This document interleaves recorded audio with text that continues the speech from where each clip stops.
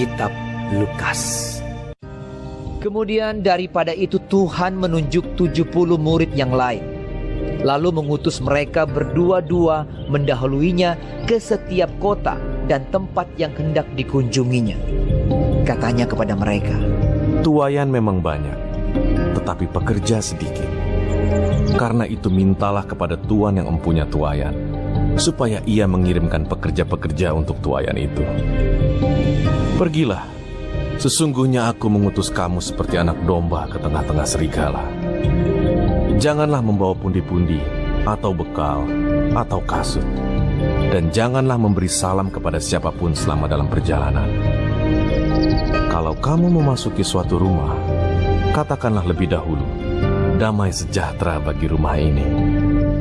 Dan jikalau di situ ada orang yang layak menerima damai sejahtera, maka salammu itu akan tinggal atasnya. Tetapi jika tidak, salammu itu kembali kepadamu. Tinggallah dalam rumah itu, makan dan minumlah apa yang diberikan orang kepadamu, sebab seorang pekerja patut mendapat upahnya.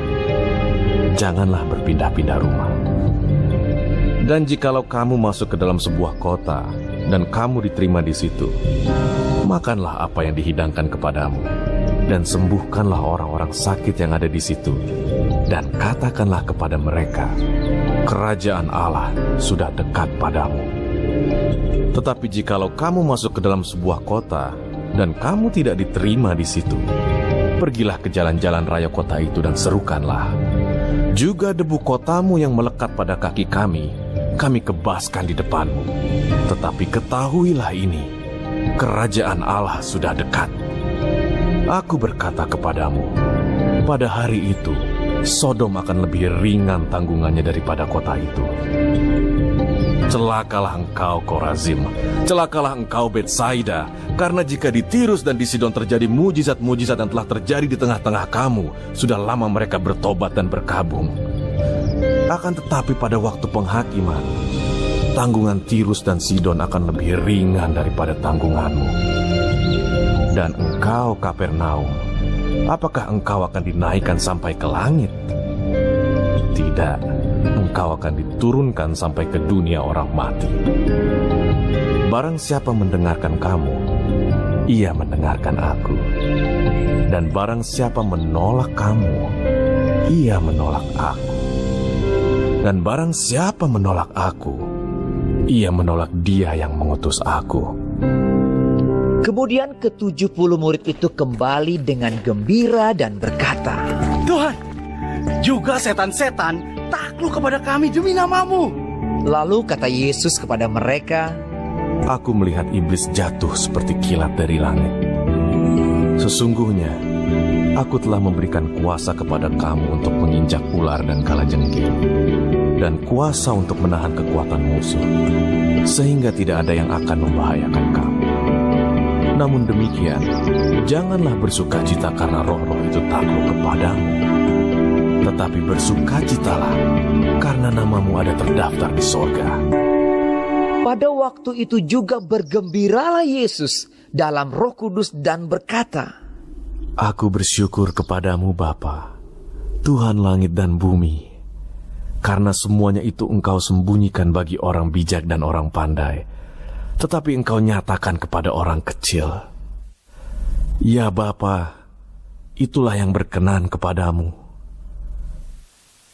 Semua telah diserahkan kepadaku oleh Bapakku, dan tidak ada seorang pun yang tahu siapakah anak selain Bapa, dan siapakah Bapa selain anak, dan orang yang kepadanya anak itu berkenan menyatakan hal itu.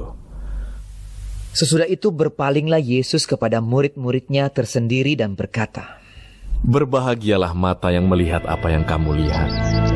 Karena aku berkata kepada kamu, banyak nabi dan raja ingin melihat apa yang kamu lihat, tetapi tidak melihatnya, dan ingin mendengar apa yang kamu dengar, tetapi tidak mendengarnya.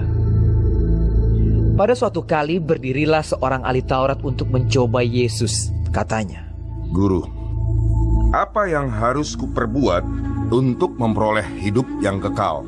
Jawab Yesus kepadanya, Apa yang tertulis dalam hukum Taurat? Apa yang kau baca di sana?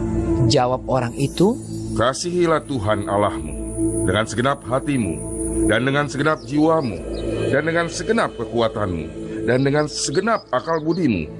Dan kasihilah sesamamu manusia seperti dirimu sendiri. Kata Yesus kepadanya. Jawabmu itu benar. Perbuatlah demikian, maka engkau akan hidup. Tetapi untuk membenarkan dirinya, orang itu berkata kepada Yesus. Dan siapakah sesamaku manusia? Jawab Yesus. Adalah seorang yang turun dari Yerusalem ke Yeriko. Ia jatuh ke tangan penyamun-penyamun yang bukan saja merampoknya habis-habisan, tetapi yang juga memukulnya, dan yang sesudah itu pergi meninggalkannya setengah mati. Kebetulan ada seorang imam turun melalui jalan itu. Ia melihat orang itu, tetapi ia melewatinya dari seberang jalan. Demikian juga seorang Lewi datang ke tempat itu. Ketika ia melihat orang itu, ia melewatinya dari seberang jalan. Lalu datang seorang Samaria yang sedang dalam perjalanan ke tempat itu. Dan ketika ia melihat orang itu, tergeraklah hatinya oleh belas kasihan. Ia pergi kepadanya lalu membalut luka-lukanya. Sesudah ia menyiraminya dengan minyak dan anggur. Kemudian ia menaikkan orang itu ke atas keledai tunggangannya sendiri, lalu membawanya ke tempat penginapan dan merawatnya. Keesokan harinya, ia menyerahkan 2 dinar kepada pemilik penginapan itu. Katanya, "Rawatlah dia, dan jika kau belanjakan lebih dari ini, aku akan menggantinya waktu aku kembali." Siapakah di antara ketiga orang ini, menurut pendapatmu, adalah sesama manusia dari orang yang jatuh ke tangan penyamun itu? Jawab orang itu. Orang yang telah menunjukkan belas kasihan kepadanya. Kata Yesus kepadanya. Pergilah dan perbuatlah demikian. Ketika Yesus dan murid-muridnya dalam perjalanan, tibalah ia di sebuah kampung. Seorang perempuan yang bernama Marta menerima dia di rumahnya. Perempuan itu mempunyai seorang saudara yang bernama Maria. Maria ini duduk dekat kaki Tuhan dan terus mendengarkan perkataannya. Sedang Marta sibuk sekali melayani. Ia mendekati Yesus dan berkata, "Tuhan, tidakkah Engkau peduli bahwa saudaraku membiarkan aku melayani seorang diri? Suruhlah dia membantu aku." Tetapi Tuhan menjawabnya, Marta, Marta, engkau khawatir dan menyusahkan diri dengan banyak perkara. Tetapi hanya satu saja yang perlu. Maria telah memilih bagian yang terbaik, yang tidak akan diambil daripadanya.